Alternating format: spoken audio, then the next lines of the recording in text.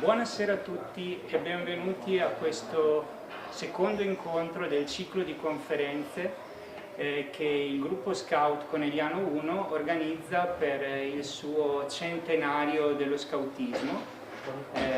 Siamo nati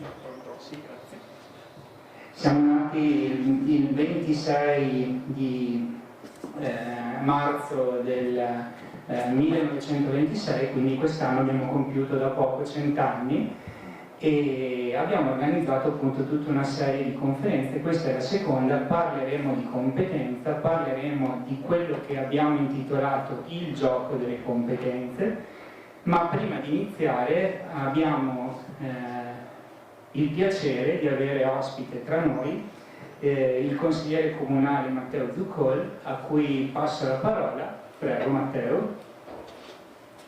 Grazie, buonasera a tutti. Porto sicuramente i saluti dell'amministrazione ma anche i miei personali, perché devo dire che essere l'amministratore più giovane del comune e avere a che fare con associazioni come la vostra, che 100 anni di storia, si diceva prima, non sono pochi, è un grande piacere, perché devo dire che stavo pensando prima quando vi raggiungevo quello che fate per i nostri giovani, e devo dire che l'impegno che ci mettete e la dedizione non è scontato in un periodo come quello in cui viviamo, dove alcuni valori magari rischiano di andare persi, e il fatto di riuscire in questo caso a far aggregare giovani, che sembra la roba più banale di tutte, adesso sta diventando di una difficoltà assurda, me ne rendo conto guardando a quelli che hanno magari 10 anni di differenza da me, e per questo vi ringrazio. Vi ringrazio perché il servizio che portate per la nostra comunità è prezioso, e quindi davvero da parte dell'amministrazione Chies e da parte mia la più grande gratitudine, e vi auguro un buon lavoro per questa sera, per il convegno, e grazie ancora, davvero.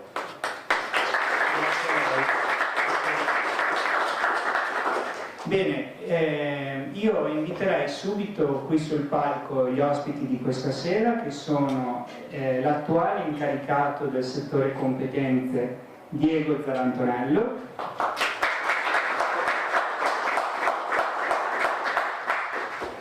ciao, buonasera. Ciao Diego. Sono in posizione. Puoi accomodarti. E l'ex incaricato al settore competenze, nonché referente nazionale di un esperimento che si chiama Scout Naturalist in collaborazione col CNR, il nostro Stefano Capuzzo, di cui ho avuto...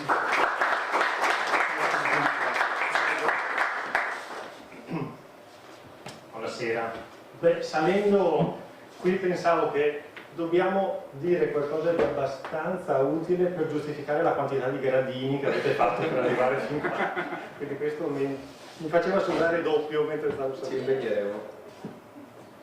Beh dai, speriamo che la chiacchierata che faremo stasera, perché questa sera si tratterà di una chiacchierata sulla competenza e sul gioco della competenza, ci stimoli un po' tutti, non solo per quello che riguarda l'ambito scout, vedo seduti qui dentro una maggioranza di scout, ma anche per quello che riguarda la competenza in generale, che è un tema molto importante. Diceva prima Matteo a proposito del ruolo che svolgiamo nel territorio, quello di aggregare persone. Secondo me la competenza, dopo magari uscirà anche questo valore, questo aspetto, è un momento aggregativo, un'occasione aggregativa, perché implica appunto le relazioni con gli altri, non è qualcosa che ti tieni per te la competenza. Ma partiamo subito con una presentazione, direi, da parte vostra, un racconto, e ci siamo accordati su questo, ecco. Di partire, Stefano, Diego, potete decidere chi di voi parte per primo, a raccontarci un po' cos'è per voi la competenza, come avete scoperto nella vostra vita da ragazzo scout, da capo scout, ma anche fuori dello scoutismo, il valore della competenza, il significato della competenza, e in che modo può essere intesa come un gioco? Domande difficili stasera. Parto io, dai, vai. Questa è una bella domanda, nel senso che quando ce l'hai fatta oggi, insomma, è stato interessante andare a cercare una risposta, o almeno un accenno di risposta da in qualche modo formare qui dal vivo, perché questo è l'obiettivo della serata, fare sì che tutte le cose che diciamo vengano fuori qua stasera non preparate.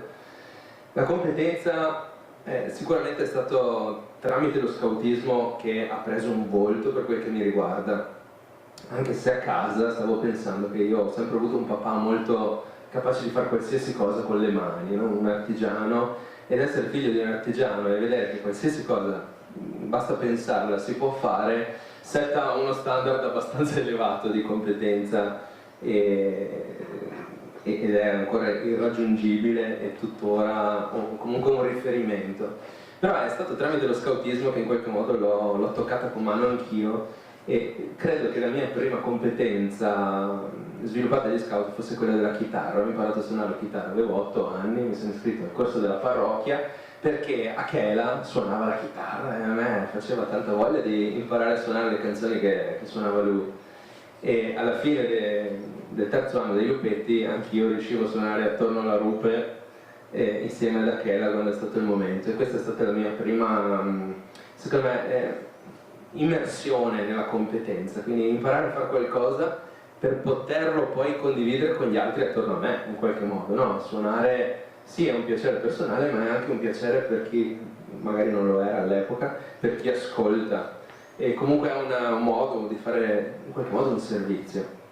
Qualche anno più tardi in reparto, leggendo avventure, io sono sempre stato abbastanza nerd come scout, leggevo la stampa associativa, non so se anche a voi capita, a pochi forse, e in un'avventura dell'epoca ho visto una sfilza di eventi che si chiamavano campi di specializzazione, campi di competenza, e sono andato dal caporeparto e ho detto: ma questa roba qua cos'è? Io vorrei in qualche modo partecipare. Ne ho visto uno a Costigiola, pionieristica e divertismo, mi sono iscritto, era il 2002, e lì ho visto persone capaci di fare grandissime cose nella pionieristica, nell'ebertismo, gente da tutta Italia che partecipava.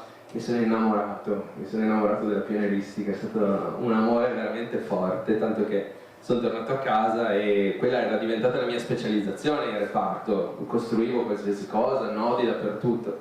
L'anno dopo, leggendo sempre Avventura, ho detto no, ne voglio fare un altro, e mi sono iscritto a animazione espressiva. Fatto anche quello, sempre a Costigiola, portato a casa. L'anno dopo ero in noviziato, vuoi non partecipare a un campo di specializzazione? Ci sono anche quelli, sono venuto ad Andreis a fare esplorazione in montagna con Sandro. E l'anno dopo siamo in clan, come privarci di un'occasione del genere, insomma. E ne ho fatti altri 2 quell'anno lì di clan. E quindi ho avuto una sorta di terapia d'urto con il settore competenze. E adesso, ironia della sorte, trovarsi a avere questo ruolo nel settore competenze è qualcosa che mi ha sempre colpito, insomma.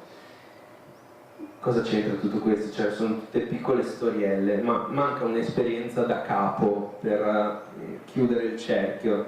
Mi sono trovato dentro una staff di un campo di competenza, quello del 2002, pionieristica e libertismo, e a un certo punto mi hanno chiesto di fare un laboratorio per capi sull'ebertismo. Io dell'ebertismo non sapevo nulla e ho detto: ma io a 20 anni cosa vado a raccontare a questi capi che magari hanno la nomina a capo, sono qua da 10 anni, 15, 20, vedono sto fringuello che arriva e gli racconta cosa? Allora ho cominciato a aprire i libri, li ho rubati a mio fratello che aveva 2 libretti di ebertismo in casa, e ho cominciato a studiare, a leggere, per vedere se riuscivo a trovare qualcosa da dire a sti benedetti capi, perché le 2 capriole, i 2 giochini, ok, ma cosa gli potevo raccontare dell'ebertismo? E quella è stata la prima volta che ho avuto paura. L'ansia da prestazione scout lì l'ho vissuta tutta, a pieno. E mi ricordo di essermi preparato veramente, veramente tanto. Ho cercato su internet e non c'era nulla, ho cercato i libri e c'era scritto poco o niente, ho cercato persone che potessero darmi una mano, zero di zero. E ho scoperto che studiando si scoprivano tante cose ulteriori da approfondire, e quando le ho raccontate ai capi sono rimasti in qualche modo affascinati dai racconti e da quello che una tecnica scout poteva suscitare, ecco, in qualche modo nelle persone. Questa è stata, secondo me, la scintilla che ha fatto nascere in me il concetto di competenza e che poi ha permesso, insomma, di approfondire ancora di più. Mi fermo perché sennò... Grazie Diego, bel racconto dei tuoi primi passi nella competenza. Stefano? Allora, io inizio con una citazione di cui ho chiesto il permesso, perché contiene una parola che non andrebbe detta, ma è una citazione di De André che mi aiuta. Quando a De André gli chiedevano, ma tu come, insomma, ma che ti sei appassionato di musica, lui diceva, la musica mi ha sedotto lentamente come una troia prudente. Allora, io potrei dire che la competenza mi ha sedotto lentamente come una... tanto l'ho già detta, ve la ricordate. E a me è successo, mi sorridevo ascoltando Diego, diciamo, prima di entrare negli scout, forse il mio laboratorio, rifugio di competenza era la bottega di mio nonno. Mio nonno non era falegname, anzi se gli dicevamo che era un falegname si arrabbiava, lui era un modellista, cioè il mestiere di quelli che facevano diciamo, quello che poi sarebbe stato il prodotto finito della fonderia in legno in modo da poterci fare gli stampi per poi fare. Tanto che quando io poi all'università ho studiato come si facevano gli ingranaggi eccetera eccetera, una volta sono passato per di là a raccontargli tutti questi calcoli di cui avevo capito 3/4, lui mi diceva ah sì certo io lo facevo, e lì diciamo è stato ogni tanto quando passo e sento odore di legno caldo, l'odore delle macchine che lavorano il legno, un po' la mia petit madeleine, no? Che mi riporta in quel luogo lì. Poi, anch'io insomma, sono ovviamente entrato negli scout, dietro il calendario, adesso mi è fatto venire in mente, una volta c'erano le cose da fare, quindi sempre con mio nonno avevo fatto questa cosa in legno, questo piccolo scout che roteava su se stesso, mi pareva di aver fatto. E quando ero a Chela volevano buttarla via, gli ho detto fermi tutti, cosa state facendo? Però io poi sono diventato pioniere, ma ai lupetti i nodi mi facevano schifo. E perché poi da adulto ci ho pensato che noi spesso ai lupetti facciamo fare i nodi più difficili che ci siano, cioè i nodi ornamentali. Uno Scooby-Doo che noi dice, vabbè, uno Scooby-Doo, ma è tipo 20 volte più complesso di un nodo piano, perché è una sequenza che se la sbagli una volta ti viene sbagliato tutto il resto, eppure a noi ci pare che iniziare con quello vada benissimo, come iniziare con le derivate prima che le addizioni. Vabbè, quindi io ho detto basta questa roba, mai. Ho fatto altre specialità, allora lasciamo perdere. Poi era il primo anno di reparto, attività sui nodi. Vabbè, quindi eravamo divisi a gruppetti, nodi di giunzione, nodi di qua, nodi di là. Man mano che li facevi potevi accedere allo step successivo. Insomma, non state a chiedermi come, perché non me lo ricordo. Succede che mi trovo, io, piede tenero, uno dei capi squadriglia che io vedevo proprio come il mito del reparto e il capo reparto che possibilmente era ancora più sopra di questo capo squadriglia a imparare la gassa davanti. Cioè lì ho detto, cavolo, questa cosa qua mi rende speciale. E allora ho approfondito, sono andato anch'io ai campi di competenza, ma forse una cosa che proprio mi ha indirizzato il cammino è stato quando era ora del primo campo estivo. Io ho chiesto a mio papà perché avevo sentito che quelli al primo anno gli mandavano a lavare le pentole e basta, no? E gli faccio, ma papà è vera questa cosa qua? E poi ho detto, perché solo io non ci vanno anche gli altri? E lui mi ha dato una chiave di lettura che poi mi sono portato dietro. Lui mi ha detto, Stefano, se tu non sai fare niente, è ovvio che ti manderanno a fare quello, perché l'unico modo che hai per renderti utile è quello. Ma se tu nel frattempo saprai fare tante cose, potrai dire, no, io so fare anche questa cosa qua che tu non sai fare, quindi vai tu a lavare le pentole perché io sono bravo a fare quella e se non la faccio io non la può fare nessuno. E questo modo qui mi ha subito, diciamo, fatto intendere quale potesse essere un buon modo, diciamo, di collocarmi, di definire il me rispetto agli altri, come quello che alcune cose le sapeva fare, magari le sapeva fare meglio degli altri, e quindi era utile per fare quella cosa lì.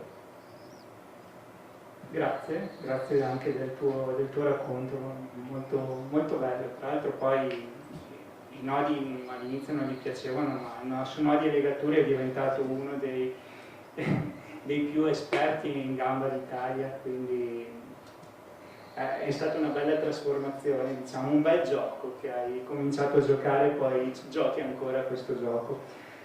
E parlavi appunto di saper fare, no? Secondo te, e anche secondo te Diego, la competenza è solo saper fare o dietro ci può essere qualcos'altro? Cioè, in particolare, c'è anche, oltre ad essere esperto, qualcosa di diverso, di più? Allora, diciamo che ci sono, secondo me, due componenti. C'è il sapere e il saper fare. Il sapere è avere nozioni.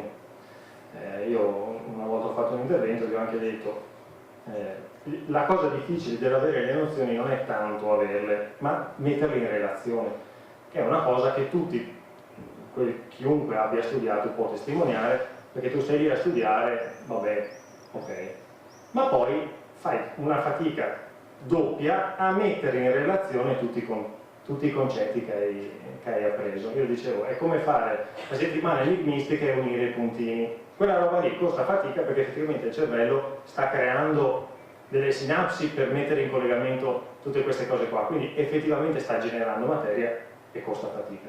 Però quello è il sapere. Io posso sapere benissimo una cosa, ma non è detto che io lo sappia fare. E quindi la competenza è questa unione qua, è il sapere, quindi non improvvisarsi a fare le cose, ma anche il saper fare. E quindi decidersi a sporcarsi le mani, decidersi a mettersi in gioco, perché è molto facile sapere le cose e mai provare a farle. Io potrei essere, come ha detto Paolo, il più esperto di nodi sulla carta, potrei descrivervi benissimo come si fa un alzabandiera ma non averne mai fatto uno, e quindi non sapere di tutta la difficoltà, gli imprevisti, la fatica, l'inciampare, il rialzarsi, il sbagliare che c'è dietro il saper fare. Quindi la competenza potremmo dire che è l'unione di queste due cose: sapere, altrimenti sei un improvvisato qualsiasi, ma anche saper fare. Parlavi di esperto nella tua domanda, no? L'esperto, noi siamo abituati a pensare a una persona competente come una persona esperta, cioè quella che ha avuto un'esperienza stratosferica, no? 20 anni di nodi, ha imparato a farli e farli bene. E, in inglese, a me piace giocare con le parole inglesi che sono a volte molto più descrittive di quelle italiane. Noi diciamo competente e intendiamo un po' tutto. In inglese ci sono due paroline che si assomigliano ma che fanno intendere una competenza diversa. Una è experience, l'esperienza, l'esperto, cioè colui che ha experience noi lo chiamiamo l'esperto, ma chiamiamo esperto anche colui che ha competenza, expertise in inglese. E c'è una bellissima riflessione che ogni tanto mi piace portare sulla differenza tra questi due termini. L'esperto cos'è? È quella persona che ha guadagnato tanta competenza, tanto conoscenza, tanto sapere, tanto saper fare, ma non è in grado di condividerla con qualcuno, perché l'unico modo per condividerla è ripercorrere la sua strada. Per diventare esperto come lui devo fare le stesse cose che ha fatto lui. Questa è la sua storia, cioè l'esperto dice così: io ho 20 anni che lo faccio, è inutile che ti spiego, devi anche tu fare la gavetta per 20 anni. Ecco, quando noi intendiamo competente, parlando anche di un capo, di un ragazzo, così, intendiamo l'expertise, che è quella cosa che unisce il sapere e il saper fare. Certamente passa attraverso l'esperienza, ma a un certo punto della storia il competente si ferma e cerca di concettualizzare quello che ha vissuto, di capire perché l'ha vissuto, come mai è arrivato lì, quali sono stati gli errori, quali sono state le cose che hanno funzionato, e cerca in qualche modo di confezionare questa sua conoscenza per trasmetterla. E l'unico modo di trasmettere qualcosa è averla capita, non solo averla esperita. Ecco, questa è una bellissima differenza, no? Tra l'esperto e il competente. Credo che noi quando intendiamo esperto intendiamo competente, quando parliamo di competenza intendiamo esattamente la competenza in questo senso. Però ecco, in linea con quello che diceva Stefano, mi piaceva portare questa particolare riflessione. Che poi, scusa Paolo, che poi è il grosso lavoro che è stato fatto negli anni anche all'interno dell'associazione di dire ok, tu che sei competente, tu che sei esperto, devi saper appassionare. Cioè, quella è la chiave di volta, non puoi tenertelo solo per te l'esperto sulla montagna, ma devi coinvolgere, devi fare trapasso di nozioni, per usare un termine che suonerà familiare di più. E a proposito di trapasso di nozioni, esperienze o situazioni o metodi che possono educare la competenza. Se la competenza è quello che avete detto voi adesso, quale potrebbe essere un modo per educare sia fuori dallo scautismo che dentro dello scautismo a questo atteggiamento? Vai. Allora, lo scautismo ha un'intuizione che io salverei tanto lo scautismo, ma in questo caso non voglio. Ma in questo caso prendo questa intuizione per rispondere, che è l'esca. Come diceva BP, i ragazzi devi pescarli con l'esca giusta, così come i pesci. Allora, la risposta che abbiamo dato a questa, non che abbiamo dato noi, ma insomma che è stata data a questa risposta è: dobbiamo trovare l'esca giusta. E l'esca che almeno con noi ha funzionato, mi sembra di dire anche con te, sono le tecniche. Quindi fare qualcosa che ci appassioni, fare qualcosa che ci incuriosisce, che vogliamo approfondire, che vogliamo studiare di più, per cui facciamo i chilometri per andare a incontrare qualcuno che è più esperto di noi per riuscire a saperla meglio. Quel desiderio, quel motore che abbiamo dentro, che se ben indirizzato, se abbiamo qualcuno che lo utilizza con intenzionalità educativa, altra parola che spero, ecco che allora fa rendere cose che altrimenti sarebbero oggettivamente un po' pesanti, per esempio la cura del dettaglio, lo stile nelle cose fare bene. È difficilissimo partire senza avere, diciamo, aver fatto esperienza di altro e fare una cosa che non ti piace e anche farla bene. Ma se prima hai assaporato la gioia e la soddisfazione del fare le cose fatte bene su una cosa che ti piace, allora a quel punto, secondo me, magari un po' storgendo il naso, magari sperando che duri il meno possibile, riuscirai a fare anche delle cose che ti piacciono un po' di meno. Fondamentale per fare questo che dice Stefano è creare una sorta di setting educativo, no? Di ambiente. Lo scautismo ha lo scouting come setting e non è nient'altro che cercare di vivere qualcosa di reale, concreto. Perché io devo imparare a far bene le cose se non ho motivo di farlo, no? Se devo vivere una settimana in mezzo a un campo con degli alberi, cercherò di fare il possibile per viverlo nella maniera più confortevole, imparerò a fare bene delle cose per permettermi di divertirmi di più, di godermi questa permanenza in mezzo alla natura e affrontare sfide reali, concrete. Baden-Powell ha deciso di ambientare il tutto nell'avventura dell'uomo dei boschi, ha messo un pizzico di avventura, un pizzico di realtà, un po' di fantasia, perché l'uomo dei boschi nessuno di noi lo è, qualcuno magari ha questa fortuna, ma neanche Baden-Powell lo era, e ha creato un ambiente fantastico, però talmente realistico, perché concreto, che stimola di per sé, no? Già solo l'ambiente, già solo il setting, già solo quello che è il contenitore in cui noi ci troviamo, da solo stimola questo atteggiamento di ricerca del bello, della perfezione, della qualità delle cose, della competenza per vivere un po' meglio, per rendere la cosa più divertente, più piacevole. E poi è la grande forza degli ambienti delle tre branche, no? Cioè il gioco e il clima di famiglia felice che ci permette, e permette ai lupetti e alle coccinelle di sperimentare in maniera naturale e senza la paura del giudizio del fallimento e così come l'aspirazione, diciamo, al servizio della Branca RS, che è l'altro grande ambiente in cui, insieme alla strada da Codo, che ti anima e che ti muove. Quindi ogni età ha il suo ambiente giusto, e mi sentirei di dire giusto anche dopo 100 anni, per riuscire a far funzionare il resto. Sì, che sono un po' come fossero delle regole, no, del gioco, visto che si parla anche di gioco. Tutto quello che abbiamo detto è un gioco alla fine, no? Non è nulla di reale, è un bellissimo gioco che ci insegna delle cose che poi magari possiamo applicare in altri ambiti della nostra vita. Ma quindi il ruolo degli adulti, degli educatori in questo gioco che mi state raccontando è quello di essere degli insegnanti o essere dei costruttori, per esempio, di questo setting, di questo ambiente di cui stavate parlando? Questa sembra sempre una domanda trabocchetto. La risposta è nella domanda. No, il ruolo dell'educatore, lo sanno i capi, magari i ragazzi meno, ma lo percepiscono, è quello di a un certo punto sparire. Si dice fare fading. Se ai lupetti l'educatore è molto presente, prende per manina il lupetto, nella Branca RS il capo fa un buon lavoro se non c'è. E quindi il capo in qualche modo è una sorta di facilitatore, no? L'educatore facilita questa cosa.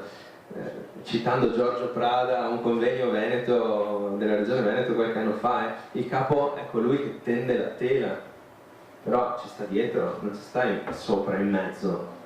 Sì, certo, ogni tanto gioca, anche lui gioca in maniera reale con i ragazzi, li prende per mano, li sfida, li accompagna, però a un certo punto è sempre in maniera più progressivamente sparitiva, ok, a un certo punto il capo non c'è più, il ragazzo che prende la partenza dice io sono arrivato fino a qua, io ho preso la partenza, queste sono le mie scelte, e se riesce a percepire che il cammino è stato suo vuol dire che il capo ha fatto un buon lavoro. Se il ragazzo arriva alla partenza e ringrazia un po' troppo i capi, forse i capi non hanno fatto così un bel lavoro. Questa era una provocazione, Ringraziate i vostri capi quando prendete la partenza. Diego, diciamo, è difficile dire, aggiungere qualcosa, ma uno dei rischi nell'educazione alle tecniche è che sono talmente travolgenti che poi anche i capi vogliono farle. E tendenzialmente, io lo dico da pioniere, poi salta fuori che vai ai campi di reparto e gli alzabandiera, diciamo, capisci che non sono all'altezza del reparto, ma l'ha fatto la staff perché ci teneva talmente tanto a fare quell'alzabandiera così che era quando sono esploratori che volevano farlo. Ecco, attenzione, se avete questo prurito qua ci sono gli eventi per capi, andate a grattarvi lì, ma quando siete capi, quando siete educatori, protagonismo dei ragazzi. Che poi è un po' il processo per far venire fuori quell'expertise che dicevi tu prima, Diego, no? Quello di provare, riprovare, per poi dopo capire da solo che quell'expertise non serve per affrontare nuovi problemi, nuove sfide, ma ti serve qualcosa di più. Bene, e a proposito sempre di tecniche, abbiamo parlato che le tecniche sono un linguaggio. Quando le tecniche lasciano lo spazio ad altre cose della competenza, cioè quando c'è lo switch dal gioco a qualcosa magari di più serio, pensando anche alle vostre vite. Vado io, ho una cosa in testa che rispondo, la prendo larghissima. Ci sono 3 dimensioni della competenza, di solito si dice, no? La radice del nome competenza è competere, andare insieme verso un orizzonte, verso dirigersi insieme a qualcuno, verso un obiettivo. E si dice che la competenza abbia 3 dimensioni. Quella personale, cioè tramite la competenza io cresco, sviluppo qualcosa in me, divento più bravo a fare determinate cose, non solo concrete, non solo manuali, ma sviluppo degli atteggiamenti, magari anche del carattere, o quelle che sono le competenze trasversali, che sono l'oggetto dello switch che magari chiedi tu, no? partendo da saper fare un nodo si impara a diventare magari bravi a parlare in pubblico, ok, competenze trasversali, o a risolvere problemi, problem solving. Questa è una dimensione, quella personale. C'è la dimensione sociale della competenza, cioè la competenza, come diceva Stefano prima, in realtà mi serve per anche assumere dei ruoli in un contesto sociale. Se io so fare delle cose, ho un ruolo in un gruppo e abitando questo ruolo io entro in relazione con le persone. Dimensione sociale. La terza dimensione è quella che mi piace tantissimo, è quella spaziale e temporale insieme, cioè spaziale, quello che imparo qui, ora, in questo luogo, potrebbe servirmi là fuori in un altro luogo, in un altro contesto, in un'altra situazione. Quello che imparo durante un gioco magari mi serve nella vita reale, spaziale, o posso applicarlo in un luogo diverso. La dimensione temporale è bellissima, cioè quello che imparo oggi potrebbe servirmi domani o fra un mese. Io non me ne accorgo, no? Io oggi imparo qualcosa, la tengo in tasca e a un certo punto capita che io debba tirar fuori questa mia abilità. Si dice che la competenza sia proprio non tanto una skill, no? Non è un'abilità, la competenza è saper come usare quell'abilità per fare qualcosa, per risolvere un problema e poi assumersene anche la responsabilità di fare una scelta utilizzando quella tecnica, quella abilità. Queste tre dimensioni in qualche modo trasformano la persona, no? Le competenze che passano attraverso delle banali tecniche magari, la pianistica, l'evertismo, saper fare la capriola, saper suonare attorno alla rupe con la chitarra, a un certo punto formano il carattere delle persone. E Baden-Powell lo diceva, lo dice anche il nostro regolamento metodologico a un certo punto. Tramite questa esperienza di gioco che facciamo con le tecniche noi formiamo il carattere, questo è il nostro obiettivo e formiamo il buon cittadino. Questo per me è lo switch della competenza intesa come tecnica. A un certo punto, senza accorgercene, ci troviamo uomini e donne della partenza. Sì, è quello che nel libro della giungla si dice di Mowgli a un certo punto, no? Che stava crescendo senza sapere di stare imparando la sua lezione. Giusto, c'è qualche capo delle sì che mi può fare così per dire ed è proprio quello che diceva Diego, no? È che è la bellezza delle esche, cioè tu le usi, ma non perché vuoi creare i pionieri, i suonatori di chitarra di domani, ma perché stai formando l'uomo e la donna della partenza. Grazie per queste risposte e volevo capire il tempo per costruire tutto questo tempo del gioco. È personale? Ci sono dei compiti di sviluppo durante il processo educativo? Avete qualche idea su questa cosa? Mi piacerebbe sapere, insomma, visto che è una chiacchierata anche un po' così informale, qual è questo il pensiero su questa vostra cosa, ecco. Allora io dico una cosa, ogni tanto tu parli con Paolo e lui ti cita la Costituzione così a braccio, quindi io confesso di non aver capito la domanda, forse era troppo alta per me. Se Diego l'hai capita tu rispondi, poi io mi aggancerò alla tua risposta. Io rispondo in risonanza di Bravo, quello che ho capito. Bravo.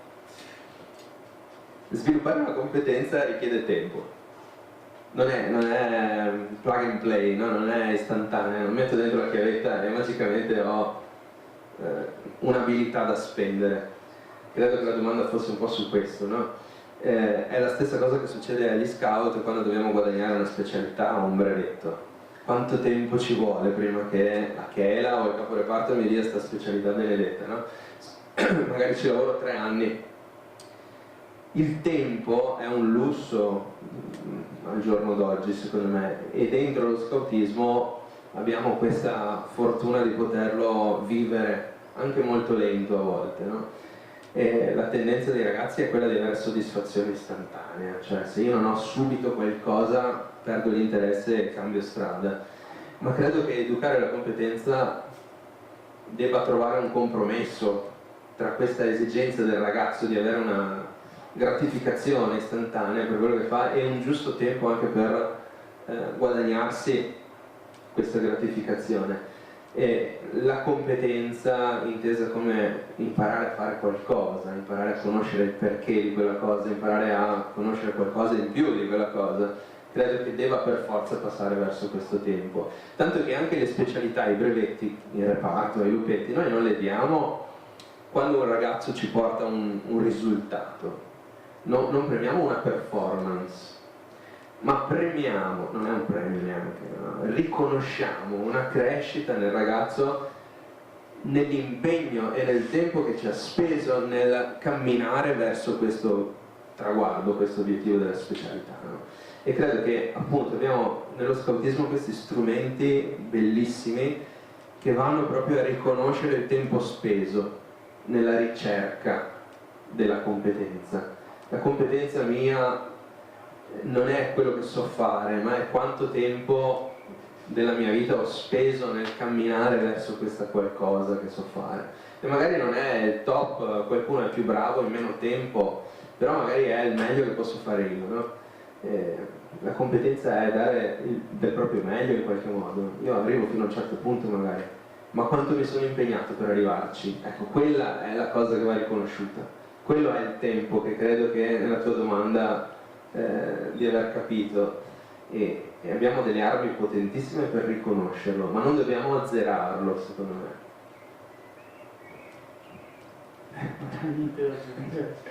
Ok, però sempre legato a questa cosa del tempo, c'è un'altra curiosità che mi viene da approfondire insieme a voi, e cioè nell'apprendimento magari di una competenza, nello sviluppo di una competenza più che nell'apprendimento, magari spesso l'essere umano si è avvalso nel corso della storia di tecnologie, perché le tecnologie sono una protesi del nostro essere, diventano parte di noi, anche come usiamo le tecnologie diventano, cioè è un modo per prolungare le nostre capacità anche di comprensione del mondo e di sviluppo appunto di un pensiero. Ecco, viviamo in un'epoca in cui le tecnologie digitali sono molto molto diffuse e pervasive, in particolare l'intelligenza artificiale. Volevo capire con voi se avete già sviluppato un pensiero, perché le cose cambiano da un giorno all'altro, un pensiero strutturato sul rapporto tra competenza e intelligenza artificiale. Sì, questo è allora, devo dire che non mi sono consultato col sommo pontefice prima di questa risposta e non ho neanche fatto in tempo a leggere l'enciclica, quindi mi perdonerete se io e Leone ci ripetiamo oppure se dico una cosa che non c'entra niente. Sì, allora la tecnologia c'è sempre stata, viva viva. Mi piace pensare alla tecnologia come quella cosa, diciamo, quello sforzo di ingegno anche che nel tempo ci ha evitato delle fatiche, quindi ci ha permesso a parità di tempo di fare di più, di fare meglio, di fare con meno fatica, ma che non ci ha mai tolto la bellezza del fare. E questa è, diciamo, una cosa che a me è un po' perline, ecco, delle cosiddette intelligenze artificiali, cioè il fatto che si sostituiscano talmente tanto a noi da farci perdere il gusto del fare. È come, faccio una similitudine, è come se avessimo il falegname artificiale e invece di costringerci a stare lì, a imparare come usare lo scalpello, il mazzuolo, studiarci tipi di legno, provare, romperne la metà, sacramentare, ricominciare da capo e arrivare alla fine sudati ma contenti, gli diamo un pezzo di legno qualsiasi e lui alla fine ci tira fuori una roba e noi ne facciamo 100.000 uguali, ognuno con la sua caratteristica ma senza aver sudato una goccia di sudore, pazienza, ma senza essere alla fine contenti di quello che abbiamo fatto, perché è successo tutto talmente fuori da noi e talmente senza il nostro contributo che potremmo quasi dire che non è più nostra. Quindi ben venga usare, diciamo, tutte le automazioni che ci permettono, per esempio, di evitarci compiti ripetitivi. Attenzione, mi sentite di dire, almeno io così li uso, a farci rubare la gioia del fare. Mi risuona rispetto a quello che dicevamo prima, no? L'intelligenza artificiale toglie e accorcia quel tempo, no? È magari dedicata alla performance, quindi l'obiettivo lo raggiungo, ma io non cresco nel raggiungerlo, e quindi potrebbe toglierci proprio tutta quella parte che si diceva prima di fare uno switch, di crescere nella competenza, tramite la competenza. L'obiettivo forse lo raggiungo anche meglio, perché è più brava di noi a volte l'intelligenza artificiale, però mi toglie tutta quella parte di lavoro su me stesso, sulla persona, quella sociale, quella relazionale, e poi senza internet sono fregato. Mi trovo molto d'accordo con quello che dice, mi piace molto la cosa che avete tirato fuori, l'aspetto che avete tirato fuori del fatto che l'intelligenza artificiale, più che controllarla, ha bisogno del nostro contributo per essere qualcosa di umano, di utile, anche per effettivamente utile per la nostra esistenza come esseri umani, non come cose da fare o da ottenere, ecco. Quindi grazie per questo approfondimento.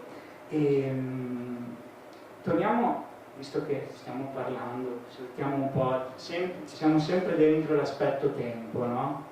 E saltiamo un po' da aspetti generali a aspetti specifici dell'educazione scout. Nello scoutismo esistono in tutte le fasi dell'educazione, in tutti i momenti, tre fasi: la scoperta, la competenza e la responsabilità. Questa parola competenza, che si trova in mezzo tra scoperta e responsabilità, qual è il vantaggio? Perché è stata pensata tra scoperta e responsabilità, e quali aspetti lega dei due? Mi inserisco io, perché avevo un obiettivo stasera: inserire la statua di Nettuno che avete qua in città in una risposta, perché oggi Paolo ci ha dato appuntamento alla statua di Nettuno alle 18:30, e la statua di Nettuno a Conegliano sono andato a curiosare cosa fosse, E per tenere distante l'acqua, a Conegliano ho detto ci stava meglio la statua di qualche altro dio, magari legato ad altri liquidi, no? Piuttosto che l'acqua, tipo il vino, ma vabbè. E statua di Nettuno è molto interessante, no? Nettuno è un dio romano che si collega al dio greco Poseidone, il dio del mare, no? Che tra l'altro ha un tridente in mano. 3 è un numero che anche nello scoutismo arriva un sacco di volte, no? Potrebbe essere scoperta, competenza, responsabilità, saper fare, è una cosa che non abbiamo ancora detto, ma è saper essere. Oppure un'altra riflessione che facevo: cosa c'entra un dio greco, un dio romano con la competenza, no? E arrivo a rispondere a quella cosa lì.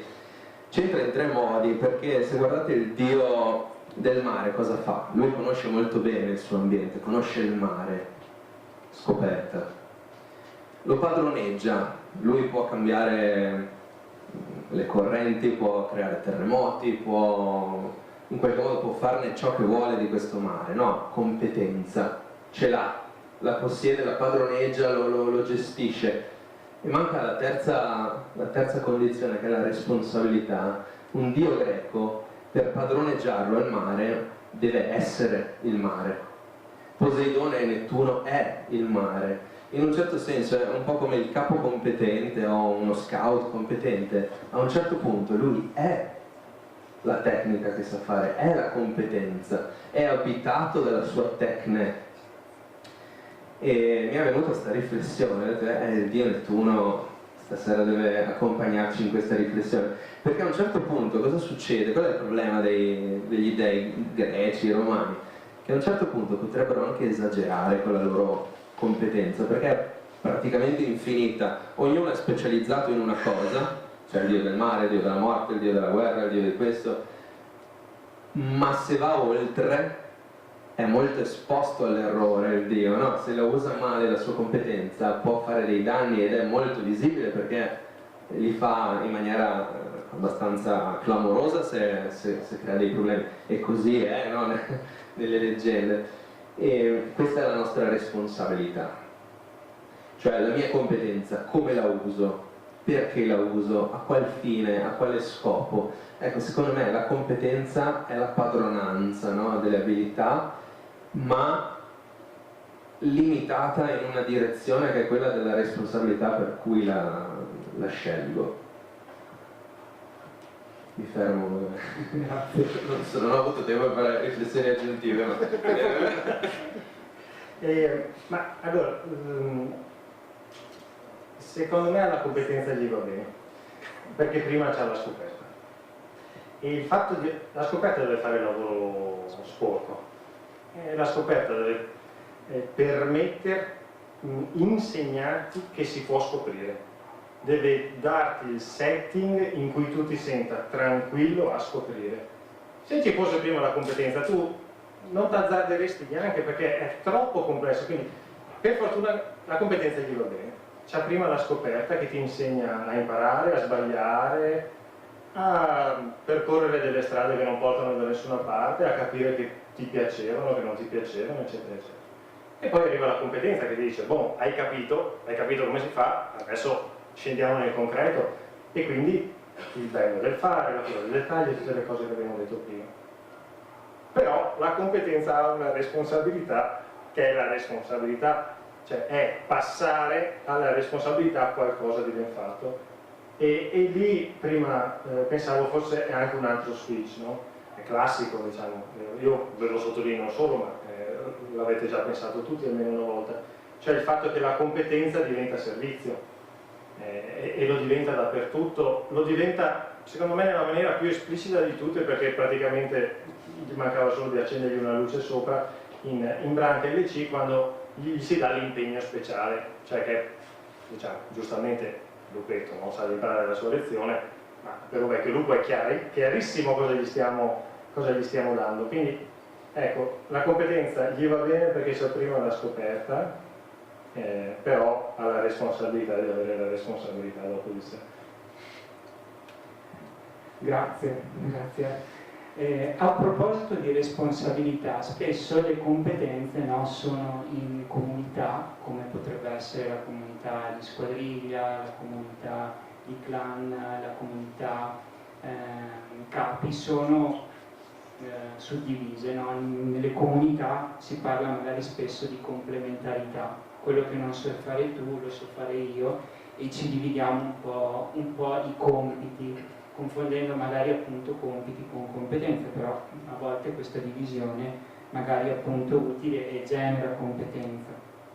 Quando questa cosa può diventare, non so, una delega passiva in una comunità, che quindi in una comunità capo in particolare, parliamo di adulti, e quindi impedisce ai singoli educatori di crescere e acquisire nuove competenze fondamentali per quello che stanno facendo.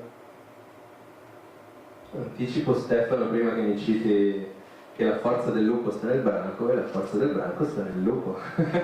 E questo è quello che ci rende forti quando siamo in uno staff, in una comunità, no? Poter fare affidamento a qualcun altro. Adesso anche l'autorizzazione delle unità guarda allo staff piuttosto che al capo unità, no? E al leader dello staff. E quindi è bellissimo sapere di non essere soli nella nostra azione educativa con i ragazzi. A volte però questo diventa una scusa, nel senso, se io ho Stefano in staff, tutti i nodi, tutte le costruzioni le seguirà per forza Stefano, vuoi mai che lo segua qualcun altro, no? Magari io mi dedico alla ginnastica e Paolo accenderà il fuoco nel momento in cui ci sarà bisogno di fare questa cosa. Ma a un certo punto diventa un quasi, potrebbe diventare un settorializzarsi talmente tanto da perdere l'interesse nell'acquisire anche noi, mentre deleghiamo la competenza a chi ce l'ha, perderci l'occasione di sederci accanto e un pochino imparare anche noi, perché nel momento in cui Stefano sta a casa ammalato, chi la costruisce? L'alzabandiera o la sopraelevata, se noi non abbiamo trovato l'occasione di imparare nel frattempo. E questo secondo me è il rischio, no? La delega passiva è proprio questo concetto qui. Dico a te di fare questa cosa perché sei bravo, ma io non me ne interesso più e non colgo l'occasione per alimentare un pochettino quella che è la mia competenza in merito. Quindi è bellissimo fare forza sullo Stato, sulle competenze differenziate, abbiamo una potenza di fuoco, cambio metafora, abbiamo una cassetta di attrezzi stratosferica in tal senso, però ecco, potrebbe diventare una controproducente per noi come persone. C'è secondo me anche un altro rischio. Allora, a nessuno è richiesto di sapere tutto benissimo, perché sarebbe ipocrita e sarebbe ipocrita anche iniziare a provarci. Scegliete 3, 4, 3. Diventate i più bravi del mondo in quelle, bravi, che già se siete 3 più bravi del mondo in 3 cose, complimenti. Ma diciamo, quindi dicevo, a nessuno è richiesto di sapere tutto, però se almeno qualcosina non sappiamo di ciascuna cosa, non riusciremo a cogliere nel ragazzo che passa davanti a me in quel momento, non a Diego e a Paolo, il bisogno di quella cosa lì, che magari io non so, ma devo riuscire a intercettarlo, devo riuscire a capire che lo strumento giusto per quella ragazza o per quel ragazzo è una determinata cosa, quindi un pochino lo devo sapere, poi devo avere l'umiltà di dire guarda, io arrivo fin qua, vedo che tu hai gli occhi che ti brillano, vai da Paolo, vai da Diego, vai da Francesca, ma questa è, ma se io questo che ha gli occhi che brillano lo lascio passare e dico ah chissà perché gli brillano, io di quella roba non so niente, non riesco neanche a capirlo, sto fallendo, insomma a quel punto ho perso il mio tempo a diventare il più bravo del mondo in una cosa, era meglio se prima almeno qualcosina sapevo di ciascuno. Una sorta di vocabolario mi viene in mente, no? Cioè, sono tante paroline che ci permettono di usare quel linguaggio di cui dicevamo prima, e se io imparo solo una parola e la so dire bene, difficile diventa la conversazione. Manca proprio quel senso lì che dicevamo prima, effettivamente. E, a proposito di parole, no? L'etimologia competenza deriva, significa dirigersi insieme, e è competere la radice di competenza. In che modo questo significato di dirigersi verso qualcosa trasforma la nostra competenza da un successo individuale al valore sociale che magari potrebbe fare attivare, sociale ed etico? Io. Qua devo fare un'altra cheat, presa in prestito dall'ebertismo, no? Essere forti per essere utili, che viene spesso usato anche, ho letto degli articoli scritti da gente non scout che cita questo motto come il motto dello scoutismo, ma vabbè, sono contento perché lo confondono, e noi potremmo cambiare delle parole e dire essere competenti per essere utili. Cioè, dirigersi insieme verso qualcosa, il focus secondo me è quel qualcosa verso cui ci dirigiamo, no? La chiamiamo intenzionalità educativa, la chiamiamo scopo educativo, lo chiamiamo uomo e donna della partenza, orizzonte partenza, per citare termini più contemporanei. E secondo me è proprio l'intenzionalità, cioè il percorso, la fine di questo percorso che io in qualche modo cerco di tenere sott'occhio mentre faccio vivere l'esperienza, l'avventura, il gioco della competenza con le competenze, con le tecniche, eccetera. Senza quello scopo là, a che serve tutto questo?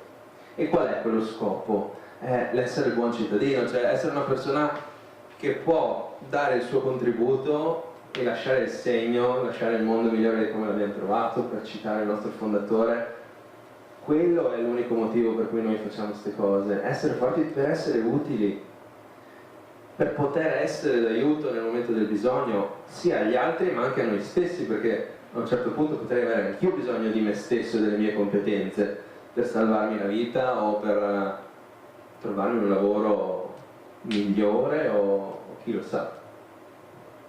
Quindi secondo me è questa l'intenzionalità con cui facciamo tutto questo. Poi le cose avvengono, però devo avere ben chiaro quell'orizzonte, magari non è definito, però so che c'è e continuo a ripercorrerlo, e dentro il gioco, un po' come l'obiettivo di un gioco, no? I giochi sono divertenti perché noi non pensiamo a cosa stiamo facendo durante il gioco, pensiamo a vincerlo, pensiamo al risultato, a fare gol.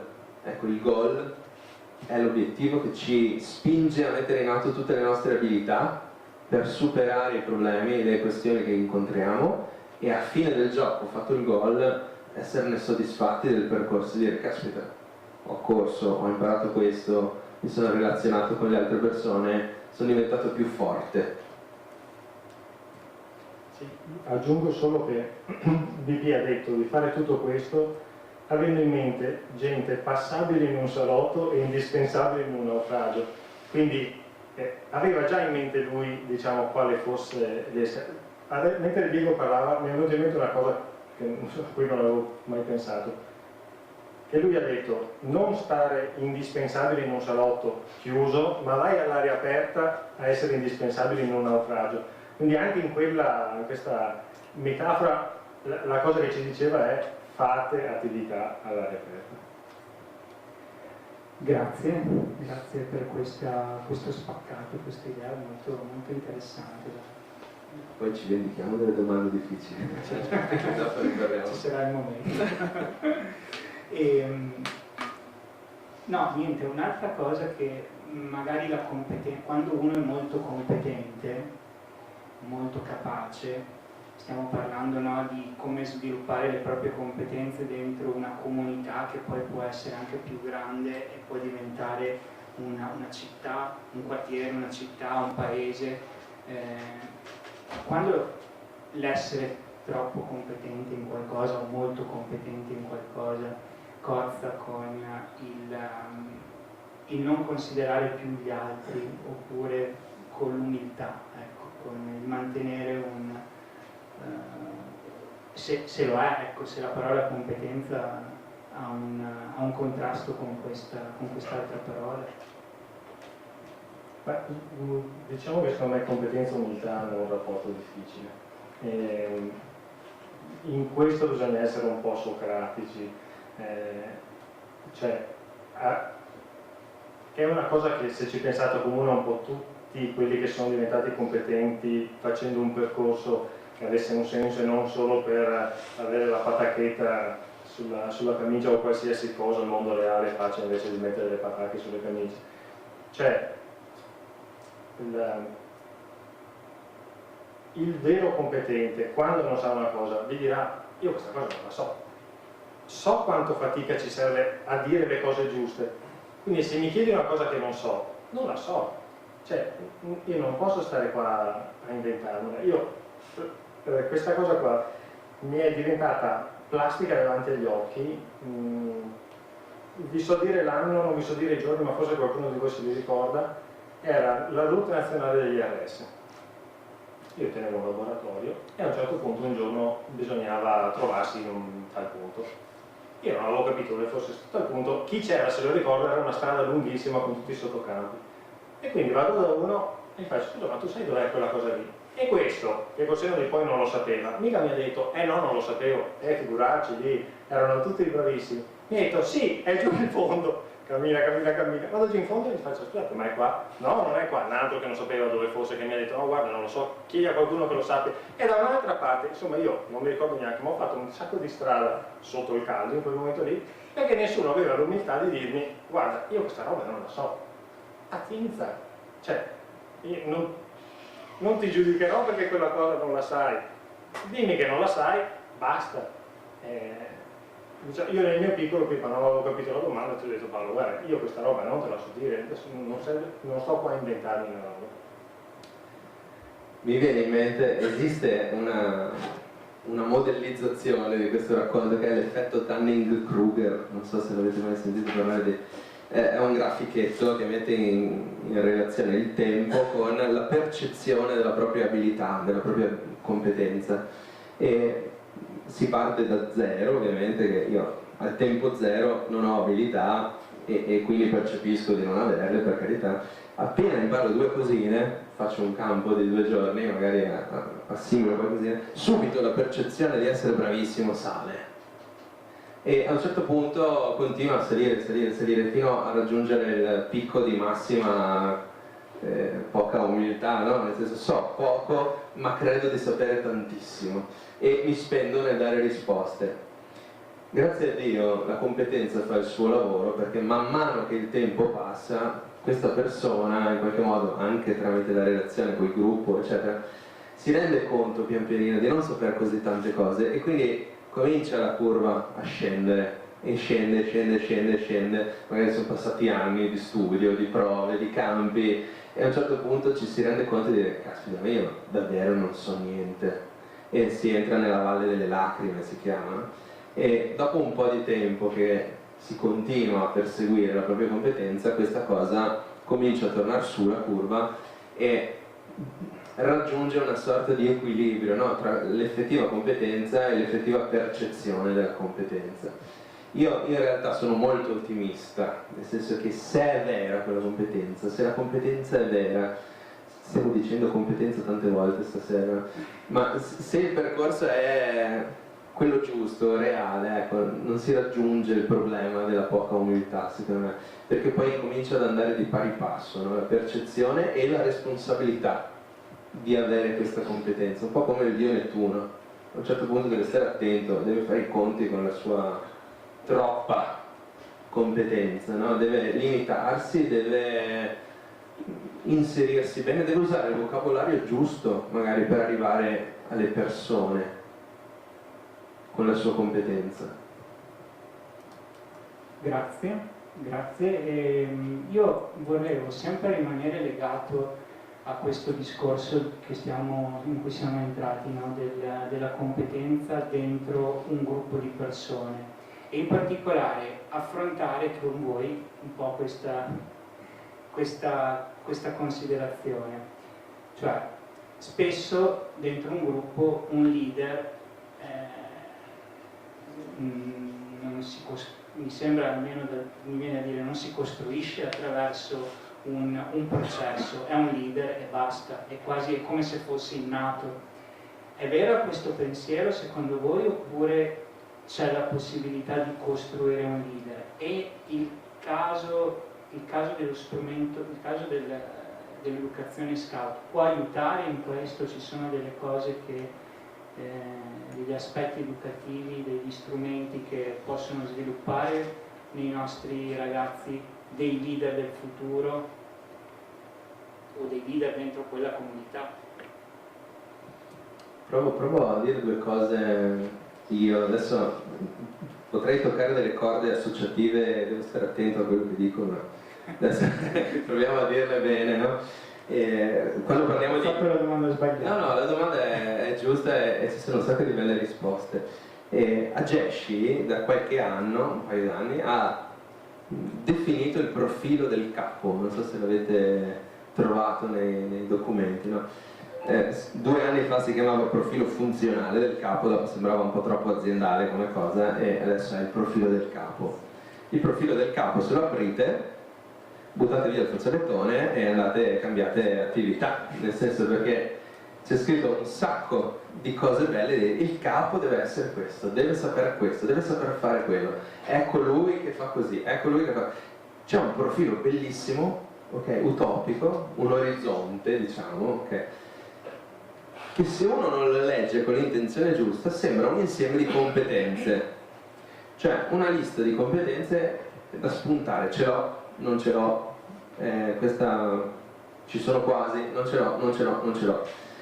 E fa paura questa cosa, cioè, nonostante stiamo parlando molto bene di questa competenza, se noi guardiamo le competenze come abilità, come skills, come qualcosa che otteniamo e la associamo a un profilo del leader, altresì detto capo nel nostro linguaggio, spaventa un pochino.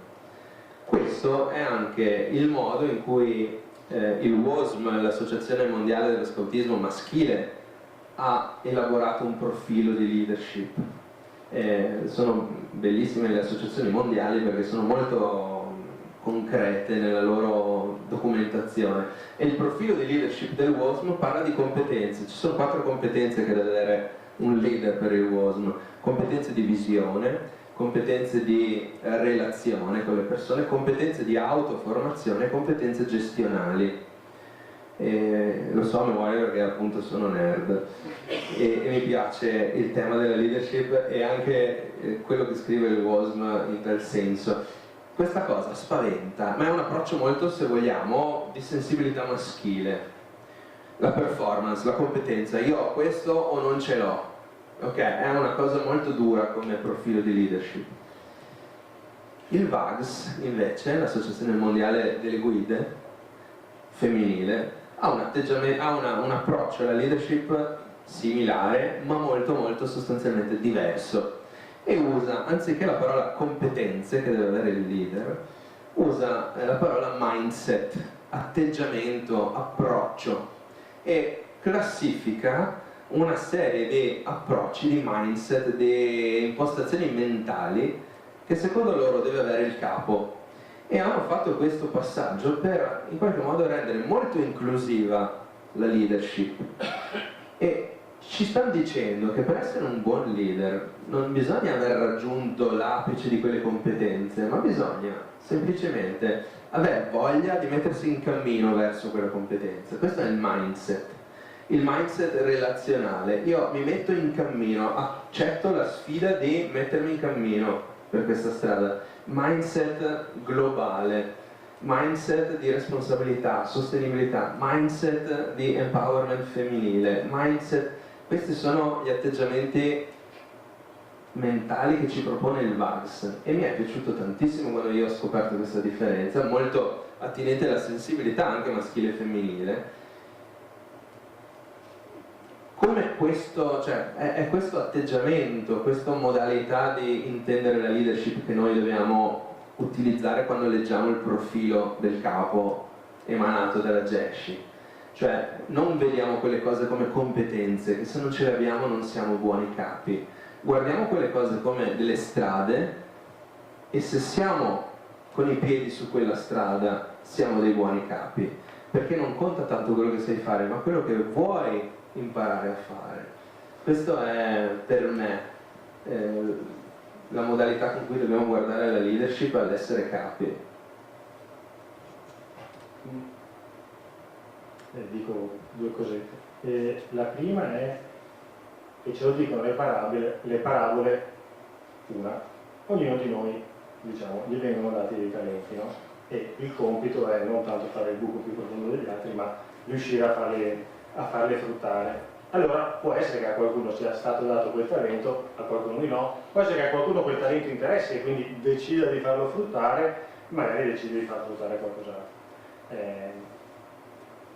Diciamo che lo scautismo è tendenzialmente nutrito di strumenti che all'interno del gioco dello scautismo, quindi in cui puoi sperimentare, tendenzialmente non dovresti farti troppo male nel tuo sperimentare, puoi provare a essere un leader, puoi fallire, puoi riprovarci ancora.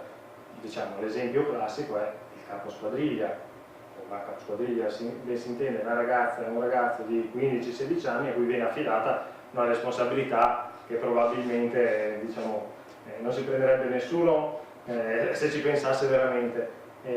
Però quella palestra, assieme a capi che se sono bravi stanno scomparendo, ma in realtà fanno sì che non succeda niente e fanno sì che quella esperienza lì venga vissuta con intenzionalità educativa, eccetera, eccetera, eccetera, allena il mindset del leader e, mi sentirei di dire, ti fa capire se è per te. Ti fa capire se a te quella cosa piace, se ti fa brillare gli occhi, oppure se hai capito che il tuo ruolo, la tua felicità, il tuo angolo di felicità non è essere quello che detta la linea, ma quello che fa qualcos'altro. Perché no? Vero? Grazie. E tra l'altro questa cosa che hai appena detto, Stefano, mi stimola un'altra riflessione tra quelle che voglio ricondividere con voi, perché prima ne abbiamo un po' parlato di queste cose prima della serata, che è un po' nel trovare la tua strada attraverso l'esercizio di una competenza o provare ad acquisire una competenza, no? C'è uno sforzo che uno deve mettere in campo, ci può essere un fallimento. E qual è il valore educativo di sforzo e fallimento in relazione appunto a quello che abbiamo appena detto, di diventare leader, di trovare la propria strada, di costruire la propria competenza per il futuro? E perché nella progressione personale che proponiamo nello scoutismo, no? Col metodo scout, è più efficace, lo dicevi tu prima, no, Diego, valorizzare un impegno profuso piuttosto che la qualità di una performance.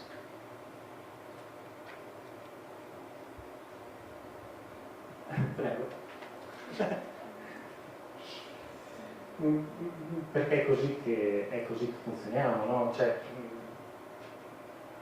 l'ha detto bene Diego prima, se raggiungessimo tutto molto velocemente senza mai sbagliare, saremmo dei collezionisti di patacche e avremmo imparato ben poco.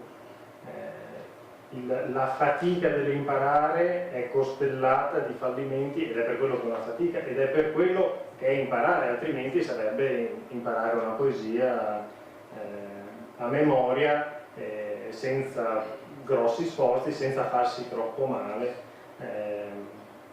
Prima mi è andata bene, mentre parlavi, ho detto vediamo se in fisica l'energia è forza per spostamento. Potremmo dire che c'è un'energia diversa che è fatica, cosa che hai detto, fallimento per avevi detto due cose, una con F per sforzo. E c'erano. Forse la difficoltà di tutto questo è, però di nuovo è, diciamo, l'arte del capo. Qui c'è qualche fisico in sala? Non mi perdonerà, allora posso dire quello che voglio, posso anche far finta che l'energia sia un vettore. È puntare tutti i vettori dalla stessa parte, in modo che gli sforzi e i fallimenti siano effettivamente serviti a qualcosa, non siano degli spostamenti ognuno in direzione casuale che poi ci riportano al punto di partenza, ma che abbiano un orizzonte nella testa del capo, che l'ha detto prima Diego, negli scout noi sappiamo qual è, e portino in quella direzione lì, altrimenti fallimento fino a se stesso potremmo anche evitarcelo.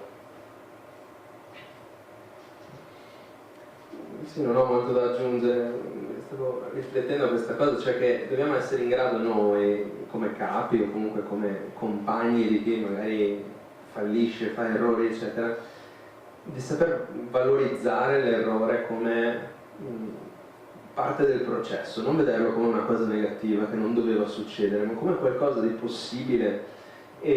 Ma lo vedo anche in ambito imprenditoriale, aziendale. Sempre più spesso si trovano degli eventi che si chiamano Fuck Up Nights, che esaltano, c'è tutta una carrellata, una sorta di TEDx, dove salgono sul palco una serie di aziende a raccontare i fallimenti più clamorosi che hanno vissuto.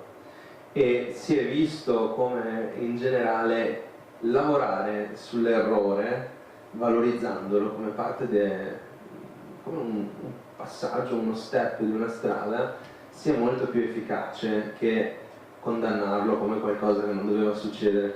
Ed è un po' quello che siamo chiamati a fare noi capi, no? Quei ragazzi. Ci sarà sempre qualcuno che non riuscirà a portare la preda, che non riuscirà a fare qualcosa, che l'impresa non la porterà a termine, ma noi siamo chiamati di vedere quella cosa lì non come un fallimento fine a se stesso, ma come un'occasione comunque di aver fatto uno step in più, no? Cioè noi dobbiamo riconoscere la crescita nei ragazzi, nei loro fallimenti, e riconoscerci la vicenda. Credo che la cosa più difficile sia riconoscere la propria crescita, nel fallimento, perché ha sempre due conseguenze il fallimento, cioè o si molla per sempre quella strada o nasce una motivazione, una perseveranza nel volerla in qualche modo affrontare per vincerla, una difficoltà. Però se anche si cambia strada ci sono tante altre stradine che portano poi allo stesso obiettivo, lo stesso risultato. Però ecco, sta al nostro compagno e anche a noi alimentare questa valorizzazione dell'errore come una cosa normale che deve succedere, anzi è un problema se non succede, se nessuno di noi sbaglia mai, se non viene rimproverato, non impara neanche a quali sono i limiti e cosa può fare, cosa non può fare, dove può spingersi e cosa sa fare bene o male. C'era la branca LC nazionale che ha fatto di recente un percorso che tra i suoi slogan aveva una frase "non vorrei sbagliare" di Gianni Rodari, che diceva potremmo passare dal sbagliando si impara al sbagliando si crea. Grazie, bella, molto bella. A proposito appunto dello sbagliare, quindi e concludiamo poi dopo perché abbiamo fatto già una bella chiacchierata, e volevo concludere con questo aspetto. La competenza oggi, forse quella più difficile da acquisire, è quella di imparare ad imparare, cioè come si fa ad imparare. Con tutte le informazioni, la grande quantità di informazioni che circolano su internet, ci passano davanti, in quest'era di infobesità, come si dice, qual è il ruolo, qual è la competenza più importante di tutti e qual è il ruolo di un educatore e di un capo scout in particolare relativamente ad affrontare questa situazione? Io direi tenere viva la curiosità,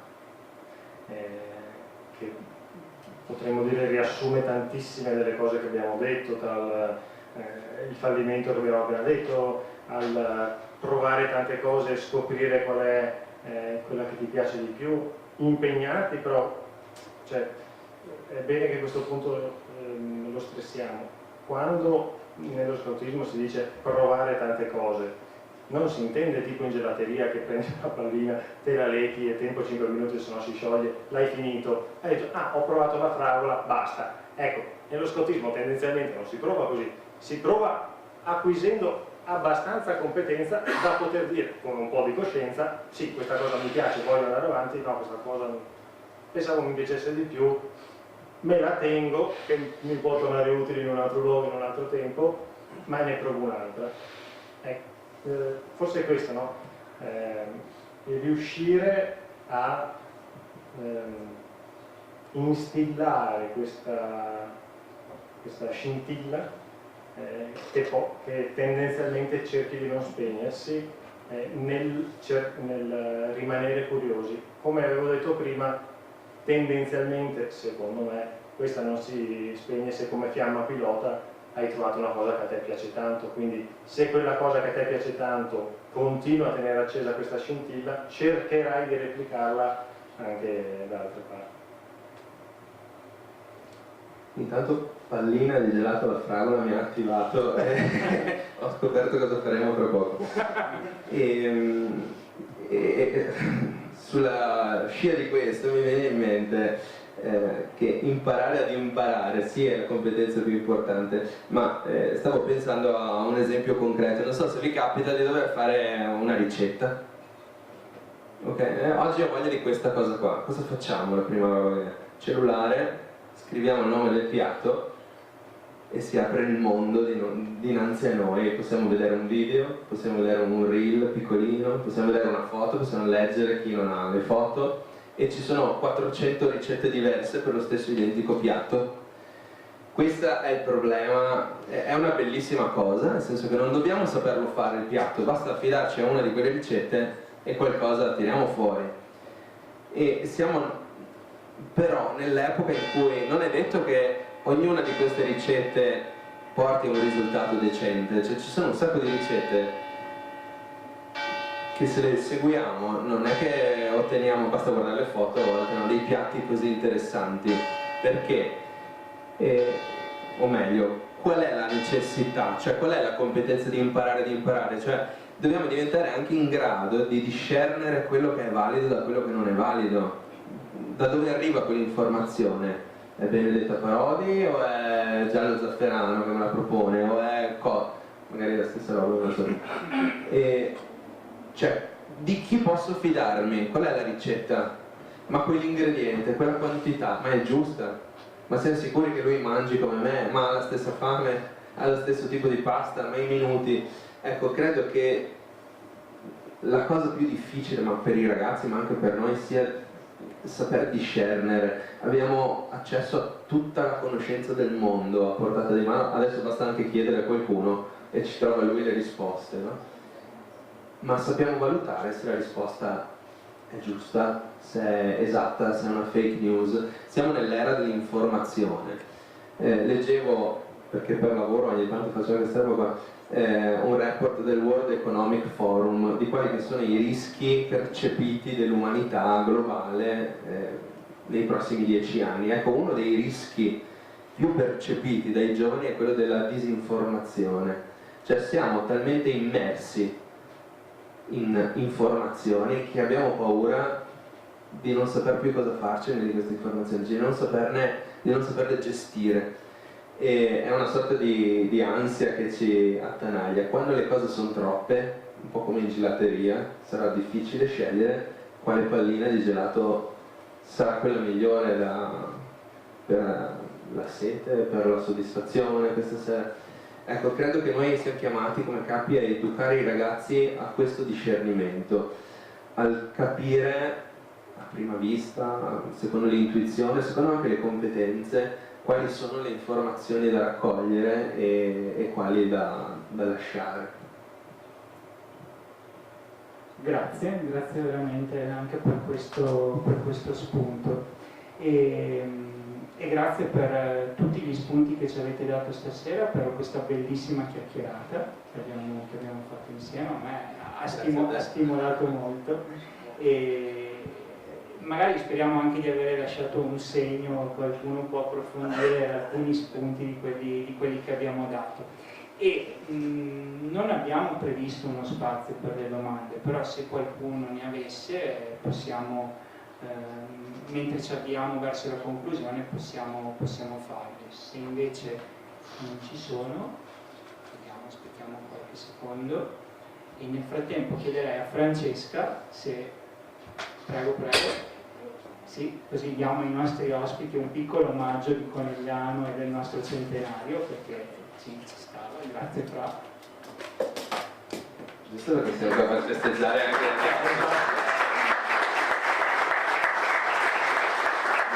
Avete un ricordo del nostro centenario, speriamo che magari se un giorno non sapete dove fare il servizio, il fazzolettone ce l'avete già. Grazie.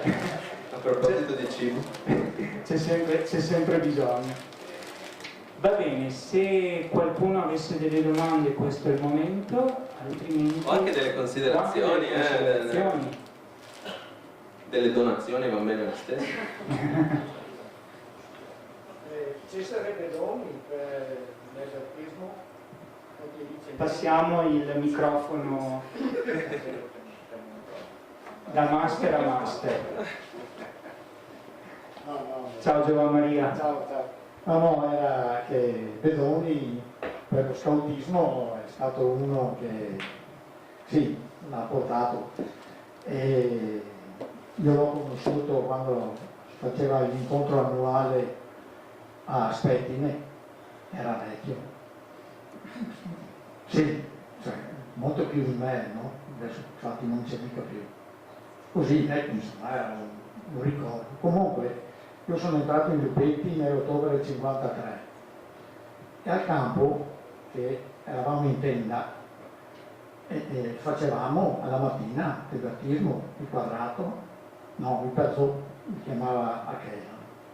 Un'altra battuta del vecchio, i nodi Achella ci li faceva imparare dicendo che Balloon salta sulla schiena di Baviera, non mi ricordo, però ci faceva, sì, ci faceva imparare i nodi con queste storielle qua, insomma. Ecco, forse i ragazzini di oggi fanno ridere, però insomma, 70 e passa anni fa ci sembravano cose belle. Beh, però tu lo sai bene, grazie Giovanni Maria, perché secondo me ha stimolato una cosa che magari abbiamo preso in parte ma non abbiamo approfondito, quello dello raccontare la competenza, no? Sì, infatti grazie. Allora, io non ho mai conosciuto Cesare Bedoni, anche se l'ho letto molto. Ho provato a chiamarlo una volta, mi ha risposto la moglie, mi ha detto che era ammalato, non poteva passarmelo, ho detto va bene, passerò a salutare, non ho fatto in tempo. Però mi sono fatto fare un'illustrazione dove io faccio un esercizio sulle sue gambe e vabbè, questa è un'altra storia. E credo che quello che dici tu sia proprio la necessità anche di innovare la competenza, no? L'evertismo è sempre quello, è nato 100 anni fa, 130 ormai anni fa, no? In Francia, e negli anni 70 si trasmetteva in un modo. Adesso la necessità, pur mantenendo la fedele tecnica da condividere, è quella di utilizzare un linguaggio che arrivi ai ragazzi e ai capi di oggi. Idem credo con la pionieristica, no? Paolo parlava di storytelling, di narrazione, ecco la competenza, ma noi lo vediamo perché come settore competenza noi siamo chiamati a fare questo, no? A mantenere vivo l'uso delle tecniche scout, ma anche del ragionamento pedagogico e metodologico che ci sta attorno. E vediamo che se il nodo è sempre quello, da quanti secoli è che il nodo piano si fa così? Cambia tutta la storia che ci sta attorno per riuscire a trasmetterlo. E credo che la narrazione della competenza crei un setting aggiuntivo, no? Cioè un vettore di trasmissione che può essere più efficace o meno efficace a seconda di chi abbiamo davanti. E è onere nostro, e questo è un bellissimo assist, di sviluppare con creatività queste narrazioni, questi storytelling delle tecniche, perché non sono solo tecniche, possono essere storie, possono suscitare emozioni, possono educare anche per quello che non è il fare, ma è anche la conoscenza che ci sta attorno alla storia. Ecco, mi viene in mente questa... Se dovete andare a casa andate, noi potremo stare qua fino a domani, e quindi quando la sala sarà vuota capiremo che dovevamo fermarci, avremmo dovuto fermarci qui. Due cose. La prima è, abbiamo concluso prima, mi era rimasta mezza risposta in testa, a questo punto ve la tiro fuori, sulla selezione delle fonti, visto che abbiamo citato, diciamo, Bedoni. BP diceva che tra i migliori amici dell'uomo ci sono i libri, perché ci permettono, e qua recupero la risposta di prima, di beneficiare di un sacco di competenza, dunque di un sacco di tempo che qualcuno ha dovuto investire per arrivare a un grado di competenza talmente alto da scrivere qualcosa che ci avrà messo la vita anche solo per scriverlo e ordinare tutto. Oggi qualcuno mi dirà sì, ma i libri li scrivono tutti praticamente, come faccio a scegliere? È vero. Mi sentirei di dire all'interno dello scoutismo partite da Fiordaliso, per non sapere. Visto che partite da Fiordaliso, c'è un libro di recente pubblicazione che qua nessuno ha citato per umiltà, che parla di avertismo, che non abbiamo scritto né io né Paolo, che vi consiglio. Quindi questa è, diciamo, la prima risposta. La seconda è non vorrei che con le nostre risposte abbiamo fatto intendere tra le righe che le competenze e le tecniche che vanno bene sono solo quelle analogiche del passato. Non è vero. L'associazione in questi anni ha fatto tantissimo sforzo, si è interrogata moltissimo anche sull'uso degli strumenti digitali. Lo sapete, ci sono le specialità adesso che proprio vanno ad abbracciare gli strumenti digitali e a, diciamo, anche a dettagliare come usarli con intenzionalità, con profitto, eccetera. Un piccolo contributo ve lo porto, l'ha accennato Paolo all'inizio, effettivamente l'incarico, diciamo, che sto ricoprendo io adesso è referente di questo progetto con il CNR, progetto che punta a mappare la biodiversità nei posti che incontriamo, e per mappare questa biodiversità si serve di un'applicazione che non abbiamo sviluppato noi, che esiste da una ventina d'anni mi pare, e che ci permette di mostrare anche ai ragazzi come un'attività tutto sommato tecnica, come quella di riconoscere una specie o di riuscire a fargli la fotografia bene, con i giusti dettagli, con la stessa luce, eccetera, diventi di fatto un servizio. Perché poi quel materiale lì, se ben fatto, finisce in database mondiali che possono aiutare i ricercatori che ricercano quella determinata cosa ad avere più dati possibili, più dati di quelli che chiunque riuscirebbe a raccogliere, per mandare avanti la conoscenza dell'essere umano. Quindi ecco, queste due cose, libri, uno in particolare, e le tecniche si aggiornano costantemente, sia nel modo di narrarle, sia nel sapore da dare a quell'esca, visto che cambiano le bocche che quell'esca deve soddisfare. Grazie. Vai Giovanni, prego.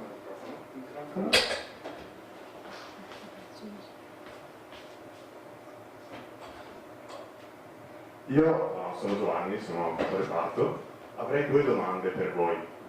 Una è sul fatto che voi avete detto che serve tempo per acquisire competenze, e sono d'accordo, però spesso quando si va ai campi di formazione, in particolare al CFM, ti viene detto che il ragazzo deve riuscire nel corso degli anni a raggiungere il brevetto, a raggiungere la responsabilità. Quindi come si può conciliare il dedicare il giusto tempo al dover conciliare questo con il metodo? La prima domanda. E la seconda è legata al fatto che spesso mi capita di avere ragazzi che magari non sono interessati, sembrano non essere interessati a niente. Come si può colpire, raggiungere questi ragazzi e trovare quello che gli piace? Grazie. Prima il formatore G risponderai tu, scusi. L'impresa. Prego. Sì, grazie per le domande Giovanni, sono molto ben poste. Ogni ragazzo è diverso, quindi credo che il tempo a disposizione sia diverso per ognuno, ma credo che ce ne sia a disposizione, no? 2 o 3 o 4 anni sono un tempo concreto, soprattutto perché noi, come dicevamo prima, non stiamo lì a guardare la performance, cioè il risultato. La competenza non si esprime in cosa so fare, ma in come mi sono messo in gioco nel raggiungerla. E quindi il tempo può chiudersi in qualsiasi momento, no?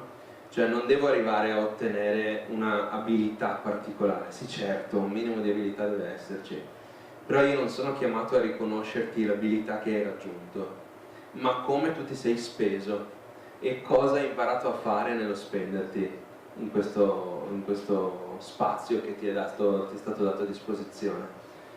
E a volte partecipare a un campo di competenza anche è qualcosa considerato necessario, comunque un evento di condivisione di competenze con qualcuno che come te, come il tuo ragazzo, sta percorrendo la stessa strada. Ecco, credo che dobbiamo proprio abbracciare quest'altra ottica. Siamo troppo affini a riconoscere un'abilità, ma il brevetto di pioniere può prenderlo qualcuno che magari una sopraelevata non l'ha mai costruita, perché non la sa fare, ma magari sa fare dell'altro e ci ha messo tutto se stesso per arrivare a fare un trepiede e basta, e quello se lo porta a casa il brevetto di pioniere. Certo, qualcuno, soprattutto delle vecchie generazioni, potrebbe non essere troppo d'accordo con questa impostazione, no? Perché a un certo punto un minimo di abilità deve esserci, ma questo non sono io capo che te lo dico, è la vita che devi fare all'aria aperta che te lo mostrerà, non c'è bisogno che qualcuno te lo dica. E quando non riuscirai a dormire perché non sai dove mettere la tenda, perché il terreno è così, ti accorgerai che forse un minimo di abilità doveva esserci per vivere bene, ma allora ci attrezziamo in quel momento lì. E il nostro focus è far crescere i ragazzi, non ottenere un risultato dal punto di vista concreto. Quindi è proprio un'ottica diversa per noi capi. È abbastanza da formatori. Chi siamo noi? E diciamo anche, questo vediamo se Dio concorda, che il reparto è, parlo del reparto visto che la domanda della specifica, è pieno di occasioni per sperimentare la competenza, no? Per quello io prima ho detto impresa, a parte che qualsiasi domanda ti fanno sul metodo di G rispondi impresa, praticamente c'è il beccato, ma scherzi a parte, effettivamente la vita di squadriglia, la preparazione al campo, le imprese, sono tutte occasioni in cui uno può sperimentare la sua piccola piccolo grande dimensione di competenza, quindi sì, ecco, quella del tempo effettivamente anch'io ci credo poco. Se come unità, come gruppo, progetto educativo, programma di unità avete deciso di dedicare a quello, vuol dire che sacrificherete qualcos'altro per dedicarvi a quello all'interno di un progetto. Sul far venire la collina in bocca, due cose mi vengono in mente. La prima è addirittura fuochi d'artificio per noi, complimenti. Conegliano, complimenti, non avete badato spesso. La prima è che anche a 100 anni passa, quasi 120 l'anno prossimo, dal primo campo, secondo me le intuizioni rimangono. Quindi l'avventura, nella fascia 12-16, continua a essere l'esca educativa che muove. Forse l'abbiamo molto addolcita, forse gli abbiamo smussato tanto gli angoli, però ecco, quella avventura e vita all'aria aperto, io a casa prima ne avevo uno di 4,5 che mi si stava arrampicando su un albero, ho dovuto tirarlo giù prima che rompesse l'albero su cui si stava arrampicando. Credo che lo stimolo, diciamo, a fare le cose in grandi, a dimostrare qualcosa a se stessi rimanga, la difficoltà appunto è scomparire. La seconda, noi ogni tanto lo diciamo, l'abbiamo detto anche prima, all'interno dell'associazione noi abbiamo deciso di premiare i competenti, i bravi, gli esperti, non che erano quei tre famosi, delle tre cose più bravi del mondo sul monte e basta, ma che riuscivano ad appassionare. E abbiamo fatto un lavoro grossissimo anche come settore proprio per indicare quella come strada e cercare di stimolarla. Quindi è un po' quello che dicevo prima, è giusto che ognuno abbia un pochino per capire la scintilla negli occhi, ma se vi sembra di non vederne neanche una, sparate nel muro, no, brutta metafora, distribuite palline di gelato come se piovesse e mandateli da qualcuno che veramente a cui brillano gli occhi, magari anche solo di riflesso qualche occhio inizierà a brillare, magari di quella cosa lì, o magari si dirà, ah no aspetta, se a lui brillano gli occhi per quello, magari lascia anche a me cercare qualcosa per cui brillano gli occhi. Poi può succedere come a Diego, che pensava che la sua vita fosse da pioniere, in realtà è diventato uno degli artisti più bravi d'Italia. Anche d'Europa. Sì. Del mondo! Del mondo non lo so cosa succede fuori dall'Europa. Altre, grazie a te Giovanni, altre domande o considerazioni? Vai Bruno. No, tanto per alleggerire un po' il finale della serata, no? Una piccolissima testimonianza delle capacità, della competenza o meno d'altro. Mi ricordo quella volta del terremoto del Friuli.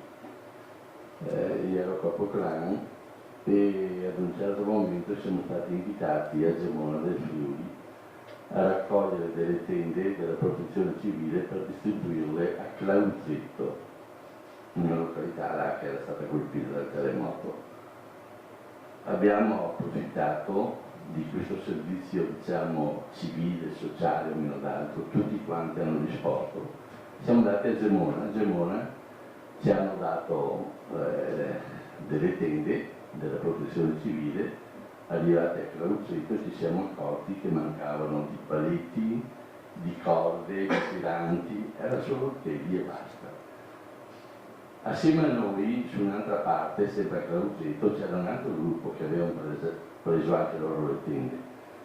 Li hanno abbandonate lì, sono andati a casa, qua non ci danno il materiale per mettere in opera le cose. Vabbè, noi ci siamo attrezzati a 7 su per il bosco, ci abbiamo preso i nostri paletti, siamo andati ad acquistare delle corde e mi ricordo una cosa molto molto toccante. C'era una casa che era quasi distrutta completamente, rimaneva in piedi un vano scale e sotto il vano scale si era riparato ancora la cucina economica, quella con cerchi o meno d'altro.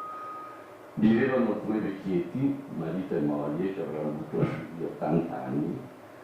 Ecco, in quei 3 giorni del terremoto, prima che arrivassimo noi, avevano fatto la pulizia del locale dove c'era il maiale che abitava, hanno fatto una pulizia e mangiavano e dormivano dentro su questo locale di 2 metri per 1,5 metri, per dire una. Abbiamo piantato la tenda sul giardino, non aveva il giardino, aveva l'orto, sull'orto davanti a casa. Quindi quando gli abbiamo dato in mano a questi 2 vecchietti la possibilità di dormire in tenda meno d'altro, la cosa toccante è che questa nonnetta, con il pericolo che crollasse gli ultimi pezzetti di casa, è andata sul sottoscala, ha fatto il caffè, è venuta fuori, se l'ha portato sono molto sensibile su queste cose. Ci ha ringraziato, ma in tutti i modi abbiamo potuto constatare che quello che avevamo imparato nel reparto, fare picchetti, fare nodi, un meno d'altro, è stato un servizio verso la società. Grazie.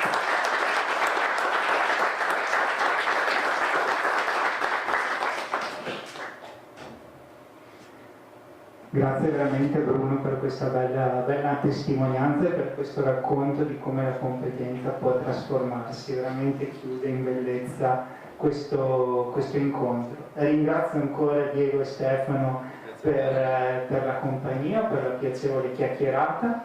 Noi ci vedremo sicuramente per un altro incontro che sarà durante il Festival di Cultura Liberata, in cui il tema sarà la cura. Avremo un nostro piccolo spazio con Matteo Pasquale domenica pomeriggio, 15, giusto? 14, grazie.